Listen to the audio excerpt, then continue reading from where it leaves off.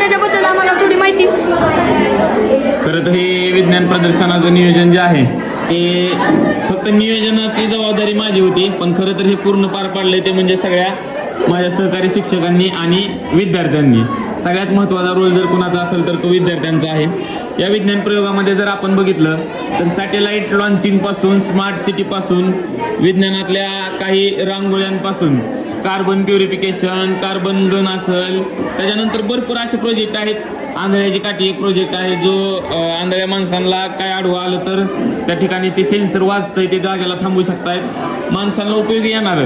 आणि खऱ्या अर्थाने या ठिकाणी विद्यार्थ्यांना विज्ञानाबद्दलची जी जिज्ञासा होती, जी उत्सुकता होती आणि त्यांना त्या गोष्टी प्रॅक्टिकली मांडायच्या होत्या, त्यासाठी माध्यम नव्हतं. ते माध्यम या ठिकाणी आम्ही उपलब्ध करून दिले आणि मला खात्री आहे की भविष्यातले शास्त्रज्ञ सुद्धा यातून आपल्या शाळेतून तयार होतील आणि हे प्रयोग जे आपण यावेळेस प्रयत्न केला भरवायचा तो अजून मोठ्या स्केलवरती भरवायचा प्रयत्न आपण पुढच्या वर्षी नक्की करूया. धन्यवाद. Thank you sir.